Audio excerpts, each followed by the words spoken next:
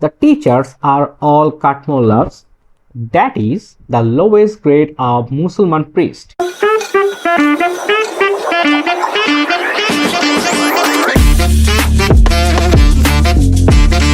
কাঠমোল্লা শব্দটার ব্যুৎপত্তি কোথায়? এটা কি শাহবাগের আন্দোলনের সময়ে বলতো, নাকি হুমায়ুন আহমেদের বইয়ে লেখা কোনো শব্দ, নাকি কোনো প্রগতিশীল বা কোনো নাস্তিকের বলা কোনো একটা শব্দ বা টার্ম যেটা আমরা এখন বারবার শুনি? কিন্তু এই কাঠমোল্লা শব্দটার ব্যুৎপত্তিগত বা উৎপত্তি আজকে না, প্রায় 200 বছর আগে এই শব্দটা বা মোল্লা শ্রেণীর শব্দটা নিয়ে একটা বলা যায় যে লেখা বা এটা নিয়ে রিপোর্টও প্রকাশিত হয়েছে। একটা বই পড়তেছিলাম, বাঙালি মুসলিম বুদ্ধিজীবী চিন্তা ও কর্ম, 1905 থেকে 1947 সালে যেসব মুসলিম বুদ্ধিজীবী সমাজ সংস্কার, সমাজ রক্ষণশীল, প্রগ্রেসিভ, দুই ধরনের ব্যক্তি যারা সমাজ সংস্কারের পক্ষে বিপক্ষে কথা বলছে, সেটা নিয়ে একটা বই পড়তেছিলাম। এটা ধারাবাহিকতা আমি হয়তো আরো কয়েকটা সিরিজ তৈরি করব। এখন এই কাঠমোল্লা শব্দটা আমার মাথায় কেন আসছে আমি বলি। কাঠমোল্লা শব্দটা যখন প্রথম উৎপত্তি হয়েছে, বা যেহেতু কি জানি বলে বইয়ে আসছে, তো কত 1836, আজ থেকে প্রায় 190 বছর আগে, আর 10 বছর গেলে 200 বছর হবে। তো একটা রিপোর্টটা প্রকাশ করছে উইলিয়াম অ্যাডাম। রিপোর্টটার নাম হলো report on the vernacular education in Bengal and Bihar. এটা প্রথম রিপোর্ট 1936। কাদের নিয়ে? মক্তব শিক্ষকদের সম্পর্কে মন্তব্য করেন। আর মন্তব্যটা হলো, দ্য টিচার্স আর অল কাঠমোল্লাস, that is the lowest grade of মুসলমান priest who cheaply derive their support from the ignorance and superstitions of the poor classes of their co-religionists. The mullahs, beside teaching, perform the marriage ceremony, for which they are paid from 1 to 8 annas according to the means of the party, and also funeral service. The mullahs are often perform the office of the village butcher, killing animals for food with the usual religious forms, without which their flesh cannot be eaten by Muslims. এখন কথা হইলো যে প্রথম সংক্ষেপটুকুতে যা বোঝা যায় সেটা হলো যে এই যে কাঠমোল্লা শ্রেণীর যারা শিক্ষক ছিল, এরা কারা ছিল? এরা ছিল এই, ওরা যেভাবে বলছে যে মুসলমান ধর্মযাজকদের মধ্যে সবচেয়ে নিম্ন শ্রেণীর তারা, যারা এই কাঠমোল্লারা ছিল। ঠিক আছে, এদের কাজ কি ছিল? এরা করতো কি, যারা অজ্ঞতা মানুষ, যারা নিরক্ষর, যারা কুসংস্কার আছে যেসব মানুষের মধ্যে, তাদের থেকে তারা জীবিকা নির্বাহ করতো। কিভাবে জীবিকা নির্বাহ করতো? বিয়ে পড়াইতো, কুরবানিতে কুরবানি করতো, বা পশু জবাই দিয়ে যে টাকা পাইতো, এটাই তারা তাদের জীবিকার জন্য কাজে লাগাইতো। এখন কথা হইলো যে তাহলে কাঠমোল্লা কি কথাটা আজকের? অবশ্যই না। এই কাঠমোল্লা নিয়ে আরো কিছু বলছে, তার মধ্যে মধ্যযুগের জনৈক কবি মোল্লাদের ছবি এঁকেছেন এভাবে, মধ্যযুগের কথা। তার মানে আমার মনে হয়, তার মানে এটা দাঁড়াচ্ছে যে এটা আরো আগের কথা। মধ্যযুগের মোল্লাদের একটা ছবি আঁকছে কিভাবে, সে বলছে, মোল্লা পড়ায় নিকা, দান পায় শিকা শিকা, দোয়া করে কলমা পড়িয়া, খড়ে ধরি খড় ছুরি, কুকুরা জবাই করি, কুকুরা মনে হয় মুরগি, 10 ঘন্টা দাম পায় করি। এই ছিল মোল্লাদের কাজ। এখন এটা কি শুধু এই দুইজনই বলছে? এখানে ইসমাইল সিরাজের কথা আছে। ইসমাইল সিরাজি মোল্লাদের নিয়ে কঠোর সমালোচনা করেন। তিনি এই শ্রেণীকে ধর্মান্ধ, প্রতারক, মূর্খ প্রভৃতি বিশেষণে আখ্যায়িত করেন। খান বাহাদুর, নাসির উদ্দিন আহমেদের মতে মোল্লারা হলো শোষকদের মধ্যে সবচেয়ে বড় শোষক। সৈয়দ উদ্দিন খান অতীতে ইসলাম জগতে মোল্লাদের অবদানের কৃতজ্ঞতার সাথে স্মরণ করছেন, তবে বর্তমান কালের মোল্লাদের তিনি সংকীর্ণ মন, অপরিণামদর্শী ও স্বার্থপর হিসেবে অভিহিত করেছেন। তার মতে এরা হয় মূর্খ, নয় হয় পণ্ডিত মূর্খ। এরপরে মোহাম্মদ ওয়াজেদ আলী, এগুলো যতগুলো কথা বলছি সব হইল 1800 শতকের শেষের। সেই হিসাবে বলা যায় যে আরো আগেরও কথা আছে, কিন্তু এই লেখকগুলা যখন বলছে তখন কিভাবে বলছে আমি সেটাই বলছি। যে মোহাম্মদ ওয়াজেদ আলী মোল্লাদের সামাজিক ভূমিকার তীব্র সমালোচনা করেছেন। তার মতে সমাজে ইসলামের নামে প্রচলিত অনেক প্রথার সঙ্গে ইসলামের কোনো সম্পর্ক নেই। আলেম নামে খ্যাতদের প্রকৃতপক্ষে কোনো এলম নাই, মানে এলম মানে হলো জ্ঞান, এই জ্ঞান নাই। তাদের অজ্ঞতা ও অযোগ্যতার ফলে সমাজে ইসলামের নামে এমন মতবাদ প্রচলন হয়েছে যার সঙ্গে আধুনিক চিন্তাধারার সামঞ্জস্য বিধান করা দুরূহ ব্যাপার। ফলে অনেক পাশ্চাত্য শিক্ষিত যুবক ইসলামের প্রতি আস্থা হারাচ্ছে। এই সংকট থেকে পরিত্রাণের জন্য বর্তমান মোল্লারা রাজ্যের আহ, অবসান অপরিহার্য।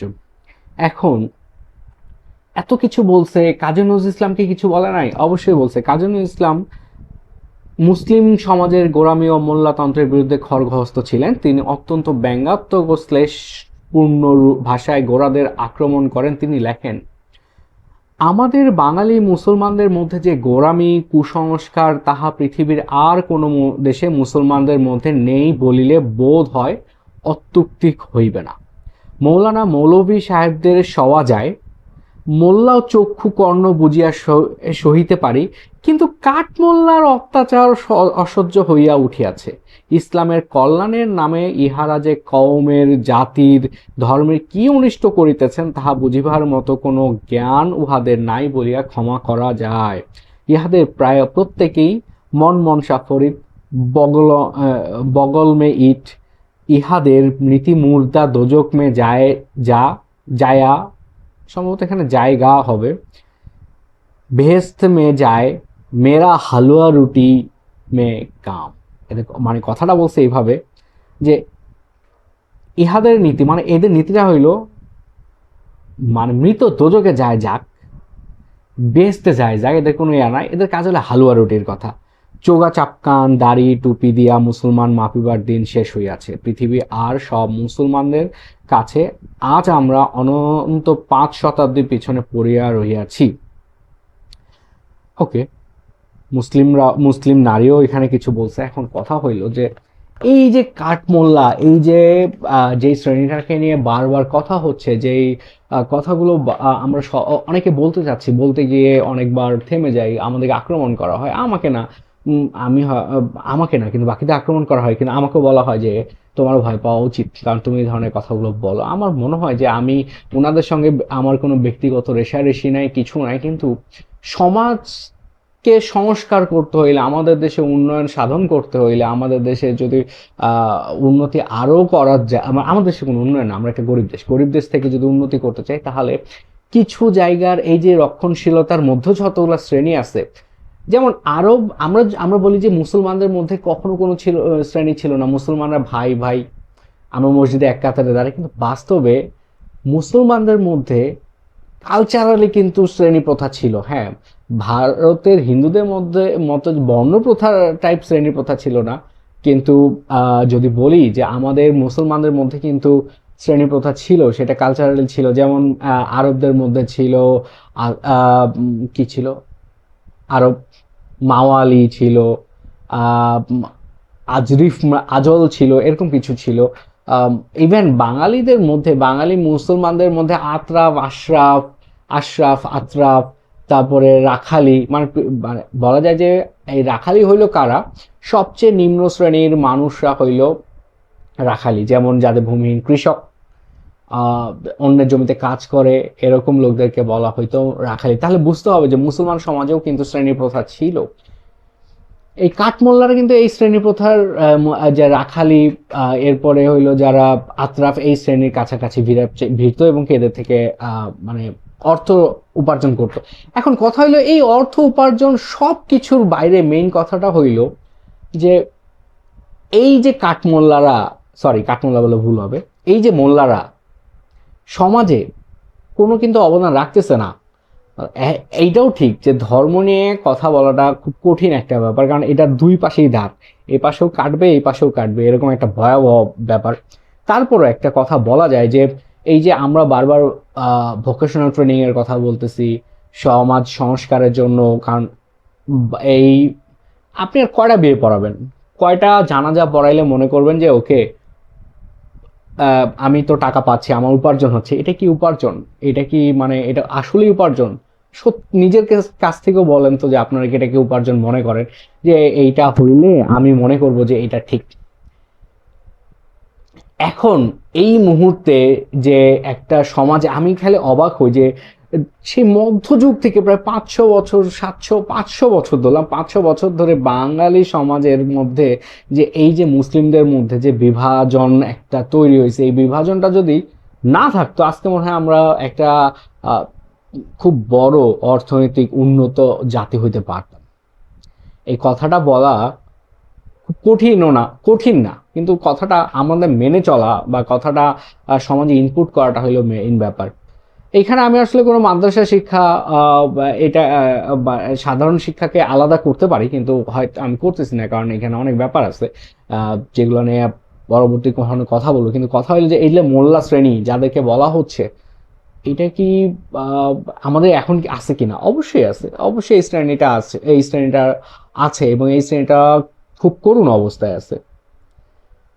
500 বছর ধরে এদের করুণ অবস্থা দেখে দেখে আমাদের আমাদের সবারই খারাপ লাগে। যারা সাধারণ স্টুডেন্ট, যারা চিন্তা করে, তাদের সবারই মনে হয় যে এমনটা তো না হলেও পারতো। এই লোকগুলো যেভাবে ফেসবুকে মানুষকে আক্রমণ করে, মানে ফেসবুকে শুধু না, সোশ্যাল মিডিয়ায় যেভাবে মানুষকে আক্রমণ করে, এই শ্রেণীটা কিন্তু সাধারণ মানুষের এই আক্রমণটা করে না। এই শ্রেণীটা তাদের দ্বারাই, মানে এই শ্রেণীর কাছাকাছি কারা? ইগনোরেন্স মানুষজন, যারা কুসংস্কারে বিশ্বাস করে তারা।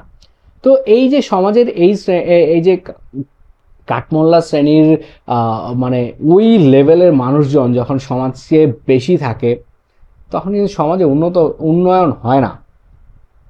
কারণ আমি কথাটা মানে আরো ডিটেলস বলতে চাচ্ছিলাম, এখানে ডিটেলস বললে অনেক সময় লাগবে। আমি এটা সিরিজ বানাবো যেহেতু বলছি, সো এইটা মেইন কথা। কাঠমোল্লা শব্দটা কিন্তু আজকের বা এই 10 বছরের মধ্যে আসে নাই, 15 বছরের মধ্যে আসে নাই, প্রায় 500 বছর ধরে কোনোভাবে এটা সমাজে প্রতিষ্ঠিত হয়েছে। কারণ এই শব্দটা, কাঠমোল্লা এবং মোল্লা শব্দটা, সমাজে একেবারে নিকৃষ্টভাবে দেখা হয়। হয়তো তারা জোর করে এখানে বলতেছে যে না, দেখে নিব তোমাদেরকে, কারণ এখানে একটা তারা যে ভয়টা দেখাচ্ছে, এটাতে একটা মানুষ মারা যেতে পারে, কারণ ওরকম একটা মব সৃষ্টি হয় এবং কি এই দেশে হয়। এই যেমন এই যে ধর্মীয় যতগুলা ব্লাসফেম হয়, তো সবগুলাই কিন্তু এই মোল্লা কাঠমোল্লা শ্রেণীর মানুষজনকে নিয়েই কিন্তু আরে ঘটনাগুলো ঘটে। ওই শ্রেণীর মানুষের যারা, তারাই কিন্তু ঘটায় এখানে। যারা খুব উঁচু শ্রেণীর মানুষ, যারা আমরা বলি যে রক্ষণশীলের বাইরে মানুষ, এবং কি রক্ষণশীলের মধ্যে অনেকে এই কাজগুলো ঘটান না। এখন আমি কথাটা বলতেছি একটা বই পড়ে, আমার কাছে মনে হয়েছে যে আচ্ছা, আমরা যে কাঠমোল্লা শব্দটা অনেকে বলি, এটার উৎপত্তি আসলে কিভাবে, এই জন্য।